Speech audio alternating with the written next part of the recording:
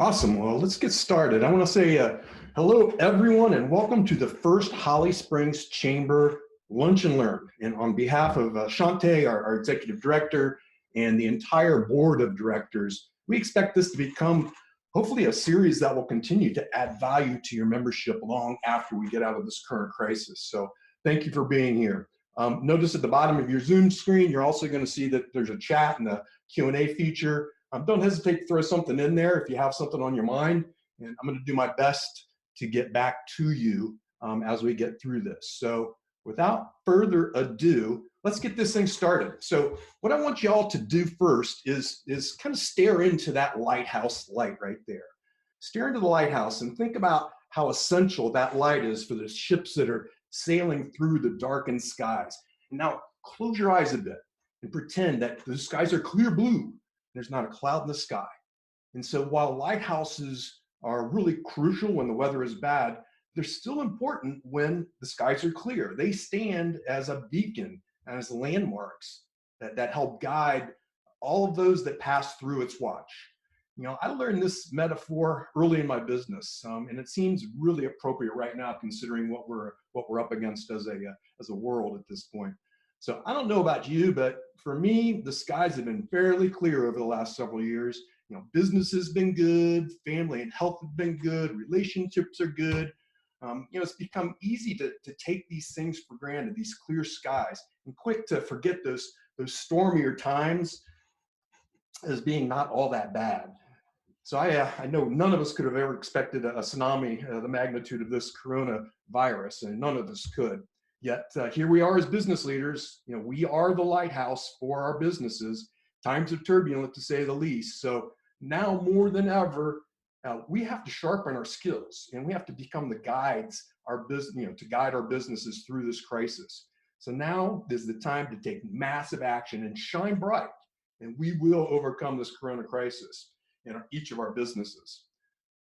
So let's get started with the content.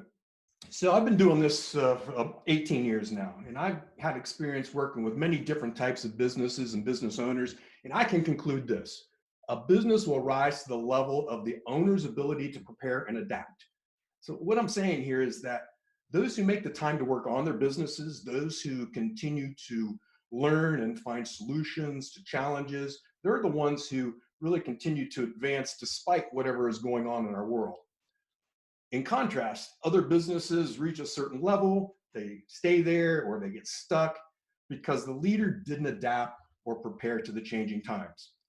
So while our current circumstances are extreme, I mean, again, nobody could have predicted this. We'll never see this again, we hope. But as business leaders, we'll get through the crisis by doing essential things, the essential practices we know that we should already be doing. So the bottom line here is, now more than ever, it's critical for you to focus on what's working, working on what's most essential for your business. And that's what we're going to do here today. So first I want to acknowledge that we're all on our own journeys here. I mean, my journey is not like your journey, and your journey is not like anyone else's. We all come from different experiences. We all got into business for different reasons. We've all had major accomplishments and probably had some setbacks. We've got lots of learning that we've had through. It's all on your own journey. So story to tell is really not one size fits all. There's not one thing that works for every business. So what might work for one doesn't necessarily going to work for another. So it's going to be up to you to keep an open mind as you go through this and through the crisis in itself. But here's the deal. We've had big obstacles before. You made it past that one, yet during this time, overcoming the fear of uncertainty is probably more necessary to overcome a crisis like this. So sometimes you have to really look inside yourself and trust your instincts. Can you make that jump? Are you ready to take the leap? And it's been, from my experience, the lessons I've learned over these last 18 years in business that have put me in a position to help guide others on their journey. So who am I and what makes me an expert? First off, I ain't no expert. For those of you on this call, I see you there. Many of you know me. I'm not an expert. I'm a son, a husband, a father, a grandfather, and I'm blessed to have all of my immediate family living right here in the Triangle. But here's my story. In my early 40s, so I was in corporate grind for a long time. In my early 40s, I launched off on my own without a real clear destination or idea of what was to come. Saying it a bit differently, I decided to invest in my own education and training by buying into a business coaching model with the idea of becoming a successful entrepreneur. I had a plan early that got me through the first couple of years, and then I really started to gain some traction. So I stuck with it, and it really started to get going. Then we had a big obstacle, the Great Recession. My business was cut in half. And over the next couple of years after that, I gradually came back and regained my previous level of performance. Then another obstacle appeared. It's that thing called digital marketing. It really started to take off. And soon I realized I didn't have the skills necessary for what was going on in the world. And I began to see I was going to need to learn something or get left behind. So I learned, and then I learned some more, and then I learned some more. I would have never guessed I would be building a website, but I've done that. And it came from just my desire to learn. By becoming more knowledgeable than those that I was working with really made me a more valuable resource. So here I am in my 18th year as a solo entrepreneur. In the beginning, I could have never predicted my journey, what laid ahead for me. But as far as labels go, over time, I've morphed into what I like to call myself as an experienced guide for business owners. I guide busy business owners on their journeys towards achieving breakthrough results and getting profitability and, of course, balance in their lives. And this is kind of what that looks like, or it is what it looks like. So we're on a journey, and oftentimes when somebody comes into my orbit, they're having some problems. They have a job, they work in their own business, they're irreplaceable.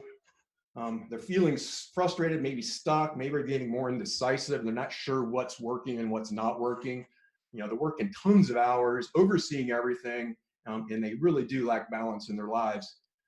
And as far as how they're viewed from the outside, they're hardworking, but they're also vulnerable, both financially and emotionally. We've all seen those people who are workhorses, yet the business doesn't show the results of all that effort. So some things need to change, and here's what the after looks like. And again, there's if you look at that little red line across the top, there's a spectrum on there, so it's not on or off. It's a full spectrum. So that business owner in the after turns into, oh, I've got a role to focus. Now my role is to add value and to grow the business. Now they're feeling more confident. They're empowered to try new things. They've learned to hold others accountable for running the business, and they're able to now to focus more on the future. And in the community, they look successful and they're stable, and they're an influencer and a leader in the community and in the industry. So what's that called when you go from that before to after? It's transformation. It's taking people, transformation, and it often happens in a couple different ways. So one of the things I've learned is that number one, the business leader develops, they get smarter and they transform, and then the business kind of follows them. Or oftentimes we have a business develops faster, than the leader, and the leader then struggles to keep up. And what I found is I've focused my business practice guiding leaders who have really good businesses, but they struggle to really get better control to unlock the business's full potential. So I've been, that's really been my space where I've been able to help those folks build a better business, transform from being frustrated to more confident, from being vulnerable to being more influential. And again, it goes along a full spectrum when you look at it that way. So here's what I do. I basically take what are seemingly very difficult business topics and I simplify them for my clients' use. And I've even taken it a step further, and I've created content I believe is valuable for any business leader. And I've turned them into blog posts, I've turned them into worksheets and videos. I've even created an online course called Business Breakthrough Essentials. So I'm going to share all of this towards the end of the webinar and how you can access some free content. But the key here is that to simplify, focus on what's most essential for you now and for your business. All right, so this is This is a really cool illustration that grabbed my attention right off the gate. I, for many years, had been expending energy in all different ways. I had so many irons in the fire that I was trying to learn and develop, and I had clients and client issues, and so I just expending energy in all different ways.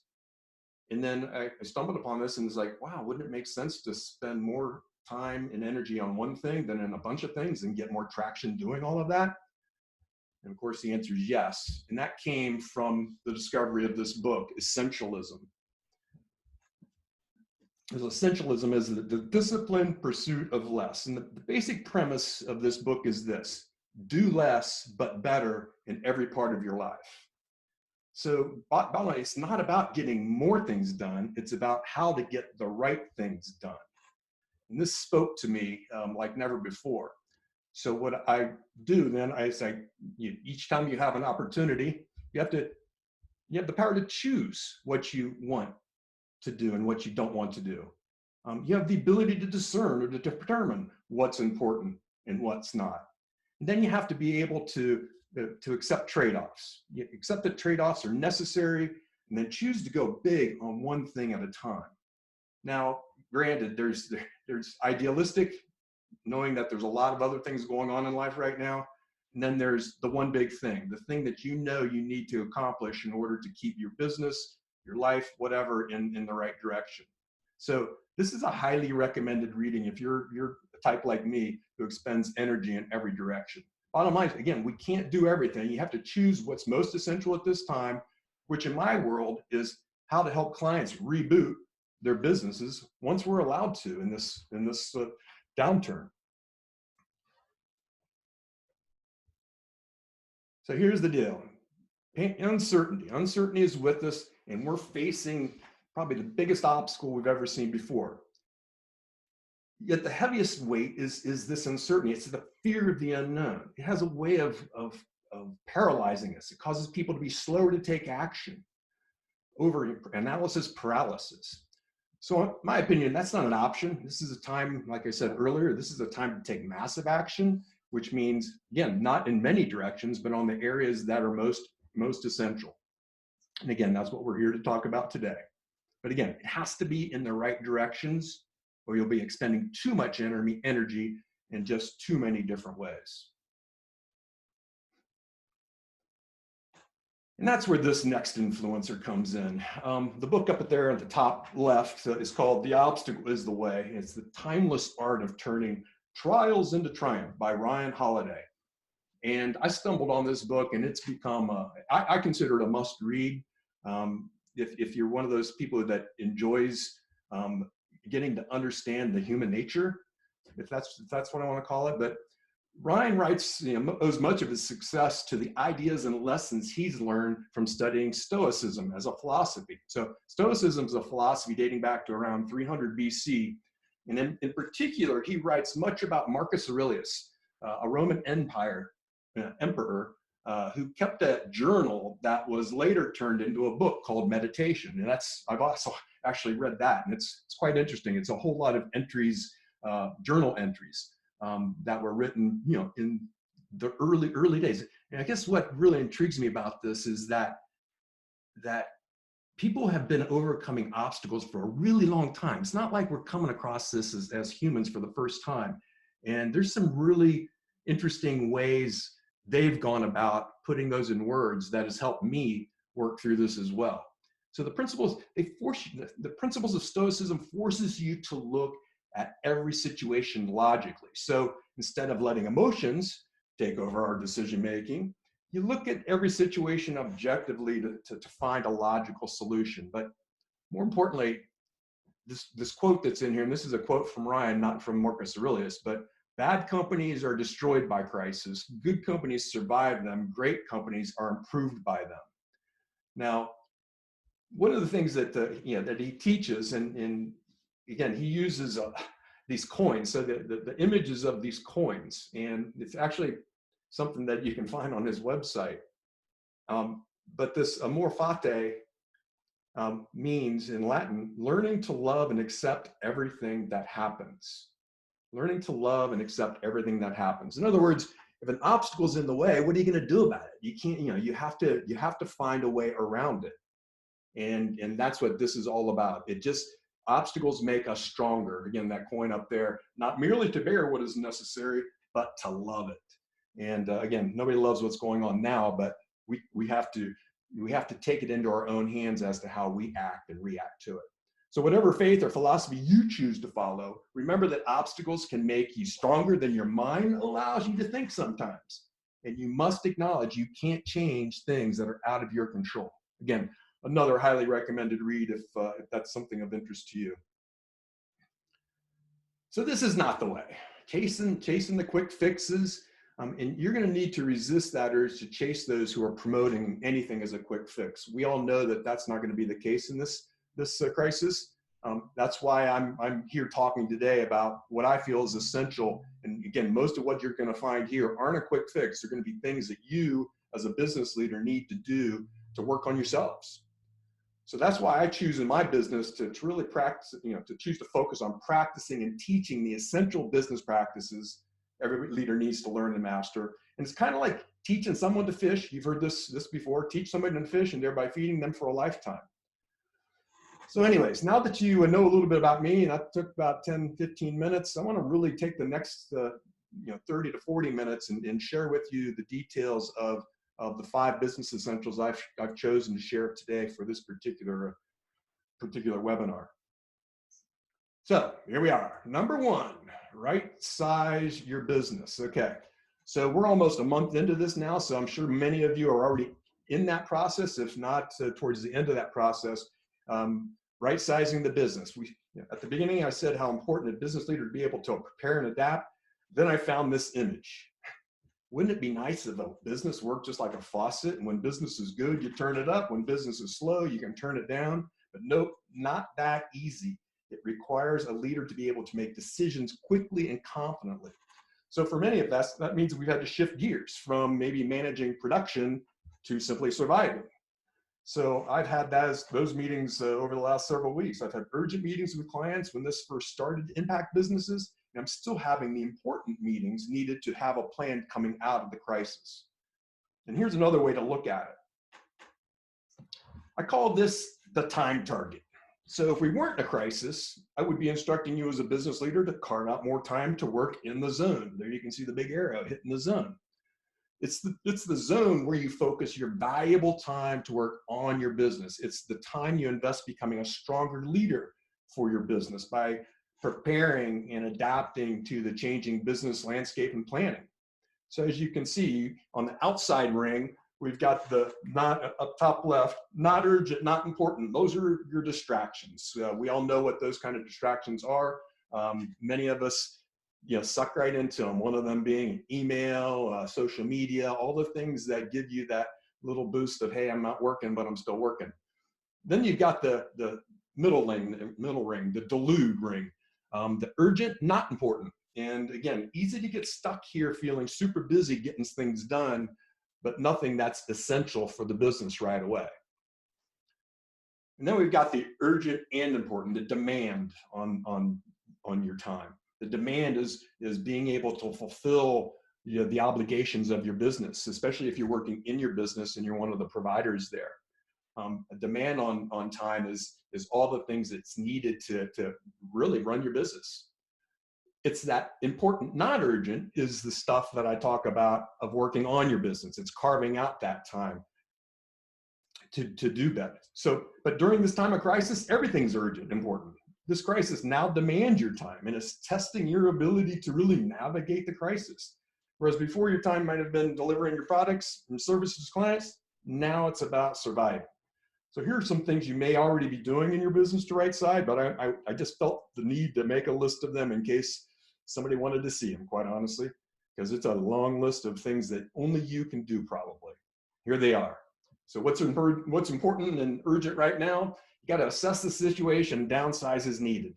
Have you provided clear communication to all involved? Have you contacted your banks, landlords, vendors, creditors, partners to ask for some leniency? Have you done a cash flow assessment? And have you assessed what the financial options are? I'm sure you have at this point. Have you filed for the state and the federal programs? Have you researched other relief funds? Similar to, and I'll talk about the angel fund here. The chamber just launched an angel fund recently, so you're going to be reading much more about that as we get that going. You might be able to continue to manufacture products and serve customers as allowed. There are businesses out there doing that. The restaurants are making a go at doing more delivery and pickup. Adjust service delivery strategies, just as I said. Exploring opportunities to generate income in your business. Here's where you might need to put your thinking cap on and say, hey, we're stuck here, we can't do this, what can we do? And then go from there. Staying in communication with your team. I talk to clients and some of them are doing a great job. I've got text groups that are going out and they're having frequent communications, and others aren't doing so much. Help your team members navigate the system if they're furloughed. If you had to lay some folks off, help them find out how to get their money. I know it's difficult and I'm not sure what much you can do. I certainly don't know when the government's going to start paying what they said they're going to pay, but again, all you can do is support. And then again, if you can, you seek ways to give back to the community if you're able to do so. So those are a few of the first thing is you got to take the urgency of what's happening right now and do these things that you and only you can do to get this thing, get this thing right. So in essence, what I'm asking you here is to be the lighthouse.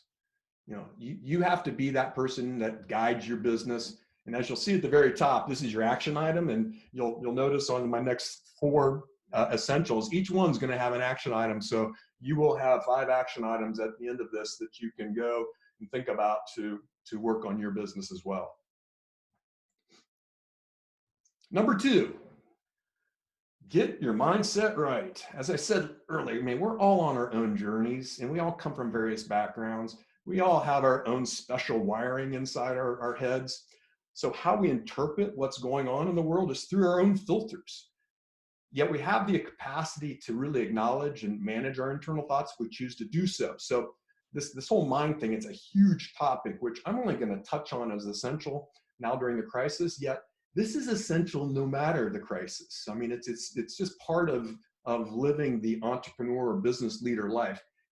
If you're getting stuck, then you do need to take a pause and determine, to figure out what exactly is going to help you get through this next phase. Your business is going to always depend on your ability to keep an open mind and act accordingly. So let me share a couple of things that I've shared with clients and have learned along my path. This is one you may have seen before, but it's one of my go-tos.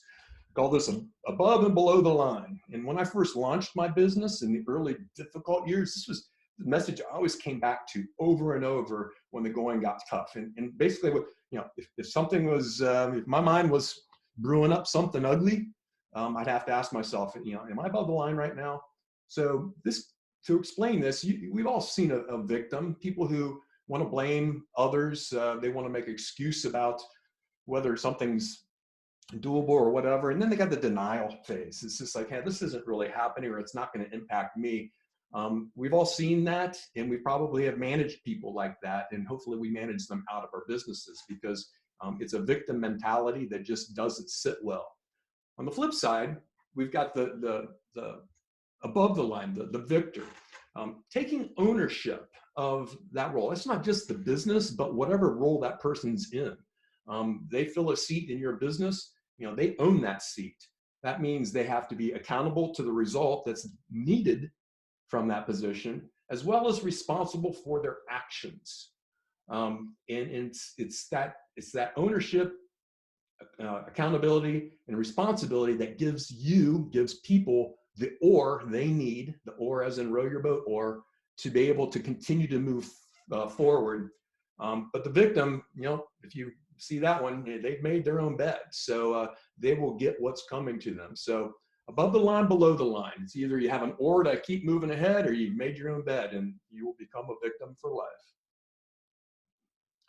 This next one came to me a little later in my business journey, around the time when I realized I better learn more or get past and left behind. This is the message that resonated with me, and it still does to this day.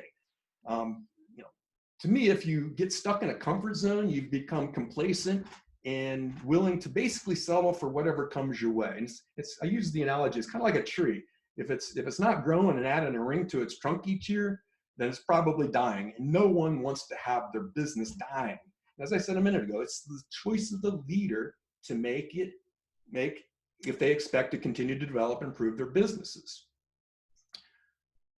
So there's always going to be a ping of fear, right? So we see the comfort zone there and we feel good there, things are okay, but I'm not developing myself, but I also have that fear of doing things because I'm worried about other people's opinions, or I'm finding excuses as to why it's not going to work, or I just lack confidence in even exploring that as an opportunity. But if you're going to get to that growth zone, you have to go through that learning zone first. So too often when we're in the comfort zone, all of a sudden we want to jump into the growth zone. It's like it doesn't work that way. As you put yourself out there to continue learning, you will uncover new opportunities. You will be able to set new goals. You'll find other obstacles you have to overcome. Most importantly, and this is at the top of that green bubble there, is find clarity in what you want to do. I mean, you can't be everything to everybody. So what is it that you do best that you can offer to your customers and to make them feel good about what's going on? Basically, for me, it's about having that burning desire. If you want to, you have to have a burning desire to reach that growth zone. You have to have a strong vision, that stifles the fears so that you don't get stuck there. And you have to acquire the new skills. So I've been stuck before, and it's not a good place to be. I mean, I'm sure everybody in their own way has been stuck at one point or another. But it's about managing the mindset that gives you the advantage over all of those who choose to really live below the line and just say, hey, I got a raw deal, so I'm just going to sit back and not worry about it. So your action item from this essential is to make time to work on yourself as a leader, or you're going to get left behind. Pick a new skill that you want to learn. Get out of that comfort zone and face a fear. Get on a webinar, get on a video, get on, do some things that maybe aren't in your wheelhouse and give it a try. I mean, I like doing this, but it's not something that's in my wheelhouse. I still have to go through the fear zone, the learning zone to really get to that growth zone. All of us do. Next, number 3. Know your numbers. And if you can see that image behind that, that is a graph of a break-even analysis. Knowing your numbers. Remember, we're all on separate journeys. We all have our strengths and opportunities. Some of you may be that numbers person and you know them like the back of your hand. But those who know the numbers, maybe they don't have an eye for any marketing. Who knows? Then those of you who are creative and you have great product or marketing skills and ideas, may cringe at the idea of having to even know the numbers. That's for somebody else to know, some would say. But whichever you are, it's essential to know how your business generates revenue and generates a profit by the numbers. And what's especially essential right now in my book is knowing what your business break-even point is. Why? Because it's a simple formula that tells you how much you need to sell to cover all costs. It's essential for making decisions regarding pricing, and manage variable cost, your cost of goods, and your fixed cost. So it's an easy formula that can get very complicated, but I'm going to try to simplify it here and show you what I've got. So here is the formula right at the top there. So your overhead expense divided by your gross margin percent equals your break-even income. So I've shown you here a kind of a P&L view so that it gives you an idea of, I think all of you probably know most of these terms. The bottom line is, in this case, I've got a $1 million business doing $85,000 per month. They've got COGS of 22%. You'll see the assumptions there at the bottom, which gives them a gross profit of $66,300 and a gross margin of 78%. Again, the assumption at the bottom has 61% overhead expense. As you see, $51,850, which leaves a net profit of $14,450, net margin of 17%. Not too shabby, depending on the type of business. So what we're doing here is we're taking that overhead expense, $51,850, and dividing that by 0.78, which is your gross margin. which puts that break-even number at 66,475. So again, I did an assumption of 21 business days and came up with an average daily income of 4,048. So what that means is this business, it takes 16.4 days, business days, for them to reach break even, leaving just basically less than 5 days to really earn that big profit, that 14,450. So why is this important? It's because it gives you data and knowledge. It opens the door to analysis and deeper thinking on how to maximize profits through the increase of income while holding costs steady or reducing them. Yet if you don't make the effort to learn how the numbers work or simply can't, then managing your business by the numbers is going to become much harder. That's why I always encourage all businesses to have a set of numbers that are leading indicators of how the business is performing.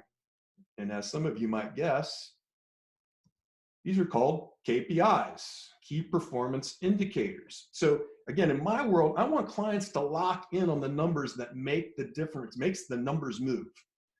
We measure daily, weekly, and monthly KPIs, and we use them to direct decisions we make in our business.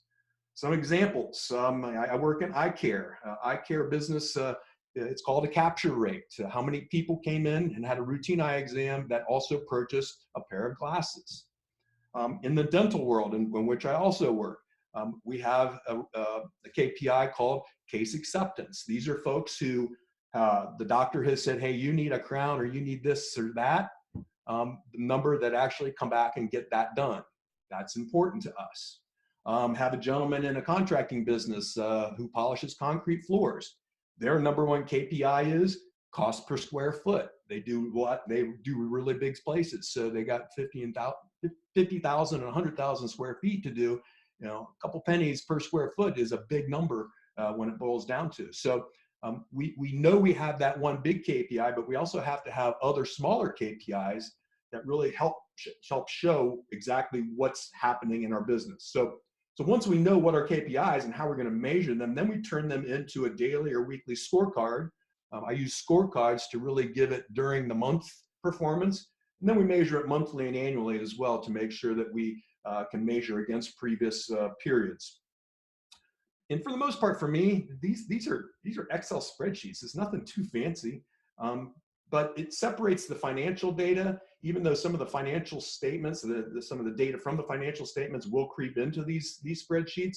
For the most part, these are measurements that are outside of just pure financial stuff. So why do we do KPIs other than the obvious that it kind of gives us an indicator, but it helps us to develop some goals. If we have KPIs, almost every person in the business can have some type of a goal at which they can then be held accountable to. Another reason for KPIs. So on top of just keeping on top of the numbers to know how your month's going to end, if you don't look at your numbers until after the end of the month and you go, why did I miss my mark? You don't know why, and you don't know how to go and add strategies or do something different that's going to allow you to have a different result. So the action item for this essential is to start wherever you are on your financial knowledge and become better at analyzing everything that goes into building your profitable business. Don't be afraid of the numbers. Get help as necessary. But I can guarantee you that, just like that says it, what gets measured gets improved. I've seen it happen over and over and over and over again. So highly focused on that in every business that I come involved with. All right, let's move on. Let's move on to, how about some marketing? Become more attractive. Number 4. So there's one thing I've learned about marketing is that no matter how good you are at what you do, if no one knows about it, then you won't reach the level you have in mind for yourself. And therefore, we have to work at becoming more attractive to the audience that we want to reach. Now, how a business goes about doing that has changed super rapidly over the last, keeping up with what's going on in social media and digital marketing is, for professionals who are only in that space. For us mere mortals trying to keep up, it goes back to what's essential. So you don't have to be on every social media platform. Maybe you pick Facebook or Instagram or Twitter or your favorite and focus on that one essential and master that one first. But the bottom line is Now it's much easier and more cost effective than ever to reach that audience. You just have to have a message that breaks through all the other clutter. And so digital marketing platforms provide the vehicle, but it's up to you or your team to direct the message. Learning the platforms is one thing. Getting the message right is the difference between attracting and expanding your audience and selling more of what you have to offer. So let's take a different look at that. So this is a content marketing sales funnel, as it says at the top. And if you're not a content marketer now for your business, you're probably going to need to be. Don't care what business you're in, but you're going to need to know how this stuff works. Especially now, I mean, we're getting forced to be online and be virtual. So now more than ever, having a clear message that resonates with your audience is more important than ever. So I'm sure you've heard it before that it takes at least 7 marketing touches before a prospect becomes a customer.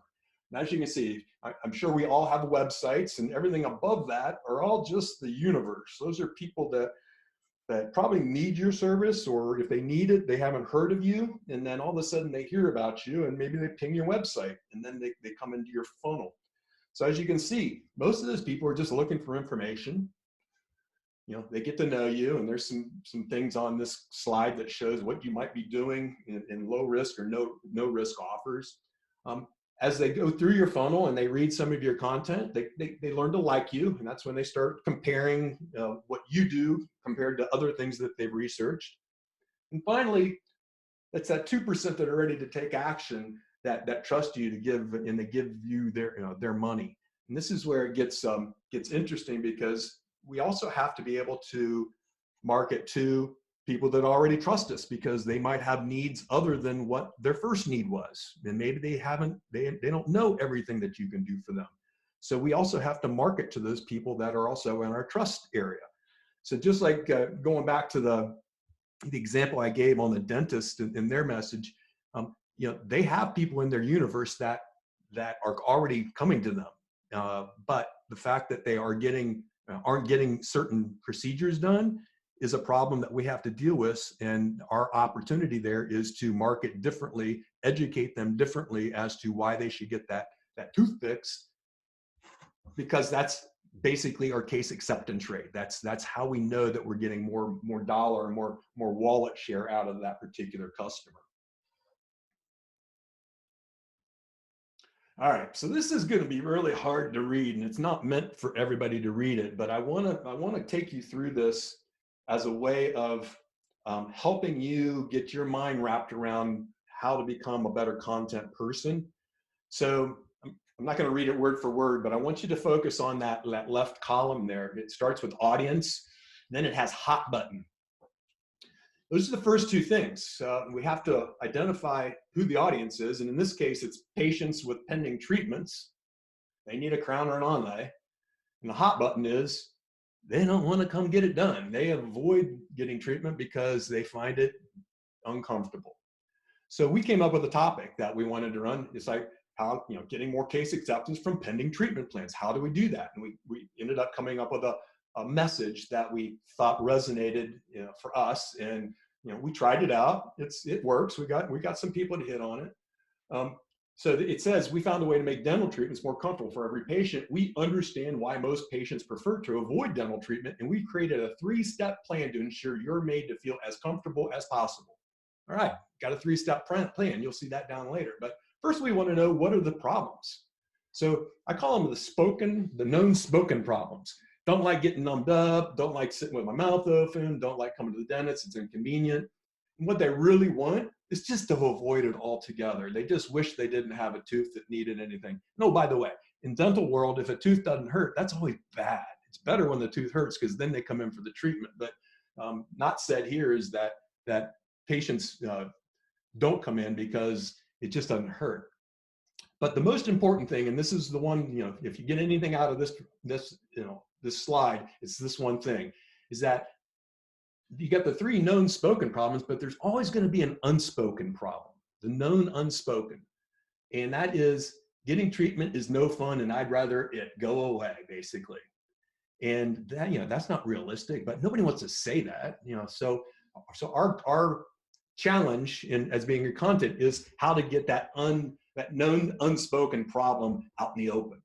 And so we go through this. So we come back with a solution to my known unspoken, or my known unspoken.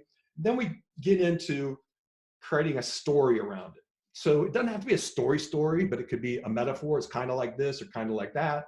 It could be stats. In this case, I said stats as to why adults avoid going to the dentist. That would be a good chunk of content that might add to this, and other data.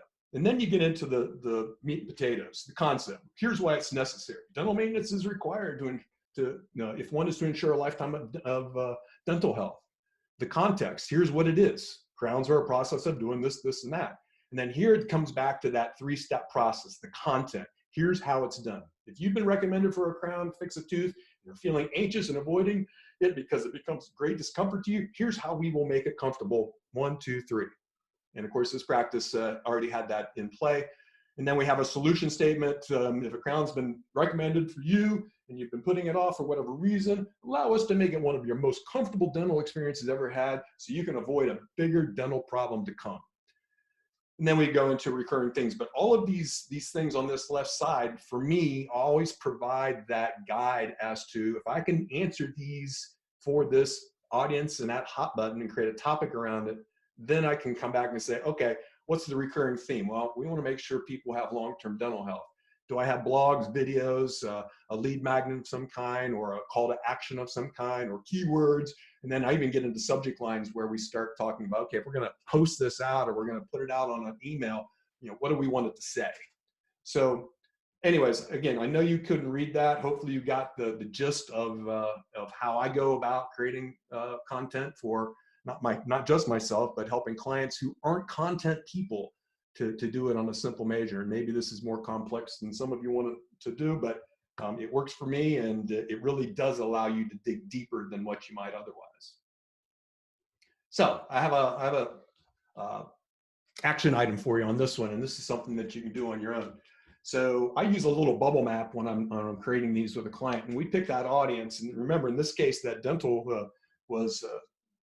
example was somebody who has a pending treatment plan. It's not just person with mouth and teeth. It's somebody with a pending treatment plan. What are their hot buttons? 1, 2, 3, 4. You can come up with 3 to 5 things that they like or dislike about the product or service you provide. That's exactly what you're looking for. And then you go off and you start creating marketing messages around how your business addresses that. So here's what we know is you don't like this or you like this, and here's how we address that. And it's a simple way of just quickly sketching out some topics that you can then go back, put through the previous slide, the content strategy, and start knocking it out. Again, it doesn't have to be a lot. It just has to be things that are mindful and resonate with the audience that you choose. And finally, this is number 5. It's about creating routines. So I'm not going to get all preachy about mindfulness here. I've got the little Zen stack of rocks going on there. Because it's been, we've already talked about the whole mindset piece and how important that is. But I want to share with you, how routines have helped me in my business. Because creating routines as a means to further develop oneself has been spoken by many of the most successful people in the world. So, it too resonated with me as like, hey, maybe I'm missing out on something here, and maybe I need to explore this a little further. I'm glad I did, because it has made a big difference in my world, my life, my business, and it made my personal life as well. So here's that selection that I chose. John Maxwell: you'll never change your life until you change something you do daily. The secret of your success is found in your daily routine. Yeah. So over the last 5 to 10 years, I've learned I've needed routines. And how do I know? Because now when I fall out of some routines, my mind starts to wander and I come up with all the reasons why what I'm doing is never going to work. All right, so call me crazy, but it's true. I'm going to share my own story. This is how I transformed as a result of some of this. So I'm old enough that I'm after the 50 mark. So the first 50 years, I felt pretty invincible, as if there is nothing I couldn't overcome. I had a lot of confidence and was willing to put in the time and the effort to achieve the things that I wanted. Doesn't mean I did every time. I certainly fell short many, many, many times. Oftentimes I probably lost interest in something and just gave up. But it came, you know, the story goes, you know, so I gave you up my 50 years, but in 2010, I completed something from my bucket list, and I did an Ironman triathlon in Kentucky, and did it, completed it, was smiling at the end. It was a great experience, really glad I did it. But that's not the real story, because that was still while I was super confident. It was a couple months after that that I had a back injury, and basically it set me back for quite a while. Had all the routine stuff done, meaning that the MRIs, the surgical consults, all those kinds of things. Bottom line is, it wasn't a place where it was needed for surgery, but bottom line, I was still in a lot of pain. So I had to figure out how to get out of pain on my own. I did go through doctors, I did have injections and whatnot, but I became super frustrated because I was a very active individual, as you can imagine, and not being able to work out, to compete, just live without pain was really setback for me. But it got me on the roll of starting to learn more about myself, my body, and what routines can do for me. So I did. I started yoga. Yoga has fixed my back. I can say that. Now, I fixed my back because I'm the one who did it, but I turned yoga into a routine. Now, I'm not a yoga guy, meaning I go to yoga studios and stuff. I learned it on my own. I do it in my own home gym. I've learned how to move my body around to allow it to become more flexible, more, I call it strength and flexibility equals mobility. I want to be mobile for a really long time. So I do focus on that flexibility and that strength component to give me that edge. But it takes work. It's a practice. And what I want you to get out of this right now is that everything I'm talking about isn't something you go do once and it's done. It's something that needs to be practiced over and over and over and over again until you get the results you're wanting, or you move on to something else, to the next routine. So I also study meditation. If you've ever meditated before, you get it. If you've never meditated, I highly recommend it. I found an app called Headspace. I love it. And there's one section they come in different, I don't know, they have a bunch of different combinations of stuff. I forget what he calls them, but focus and flow. I've listened to that. There's probably, I think there's 30 different meditations in that group. I've listened to that focus and flow bunches of times, meaning that while I meditate, the gentleman who's doing the guided meditation really has some awesome comments that speak to me. So coming back to the routine piece, just so we can get off this, is that, you know, finding routines in your life will help you get to that place where you're confident that when you have the routine in there, you're going to be able to move on to the next thing. It creates that focus, and then it creates some flow. And you have to also admit that you're not always going to be focused, right? There's going to be times when you just don't. So it's not like it's an everyday thing. It's something that's in my toolbox for me to use when I'm feeling that I'm not getting what I need to get done. Doing what I'm doing today required a lot of work. I've got a lot of content. Content requires me to be able to get into a routine, or else I just fall out of it, because it's hard. It takes a lot of thought and knowledge to be able to pull something together that is original. And it's one of those things where once you find that routine that helps you, and I know that others on this call are in those routines in their businesses, then you can be confident in what's to come. So that's my shtick about the routines piece. I just think it's important that if you're feeling frustrated, if you're feeling out of whack, if you're feeling that you're not sure what to do next, there's things out there that you can do for yourself in creating routines that will be helpful. So we're almost to the end here, and I've got 2 slides left. This next one is really your summary for your action items, and here they are. So There have been 5 essential business practices every leader needs to learn and master in order to build a long-lasting, recession-proof business. And as you can see, no get-rich-quick tips in anything I said here. It actually takes a lot of work and the desire to self-develop in order for you to really remain at the top of your game. So here they are, the five action items you can take away from the time you invested here today. And I appreciate your time. Number 1, you got to be the lighthouse for your business. I think we already know that as leaders, but ignoring the fact that this isn't going to come out of on its own and you're going to have to lead your business out of this is super important. Number 2, learn about and develop your own mindset. I didn't tout this book on earlier, but I would highly recommend, if you want to do more research on it, go out and find a book called Mindset by Carol Dweck. Great book. Talks about, you know, those with fixed mindsets and those with growth mindsets and all the things that go into it. Anything that you read on this is going to tell you that it takes practice. It is not something that you just read and get it and it's like, oh, okay, I'm a growth mindset kind of person. It's like, no, just by saying that, you might not be, because you may not be practicing it on a regular basis. Number 3, explore managing your numbers better.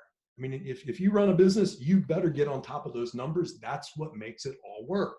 And if you ignore the numbers or you leave them just to be the last thing on your to-do list, I would flip that around and get better at that. There's a lot of ways to do that. Be glad to talk with you about that as well.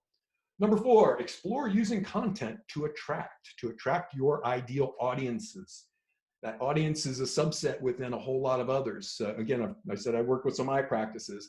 Eye practices, yeah, everybody who has eyeballs should probably see an eye doctor at some point in their life. Actually, they should be doing it every year.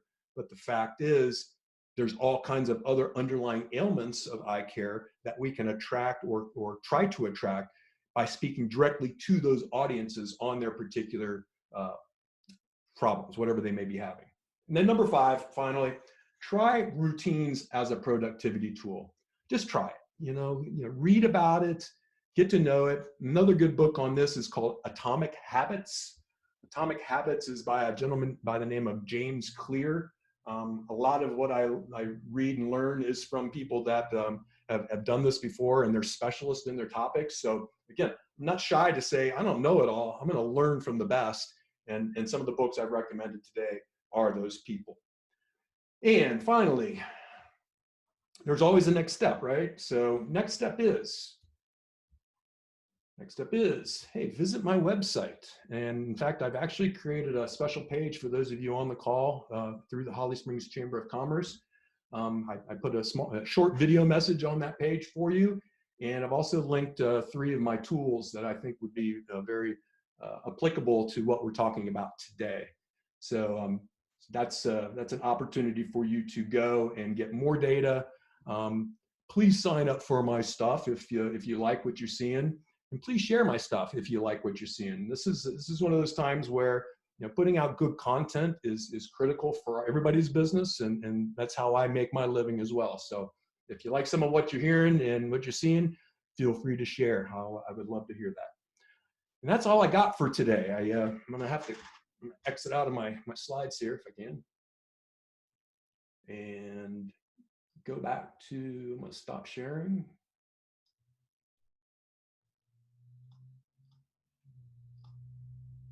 And there I am. Hey, so thank you for being on the show today. I enjoyed the time. Hopefully it was everything that you were hoping to see.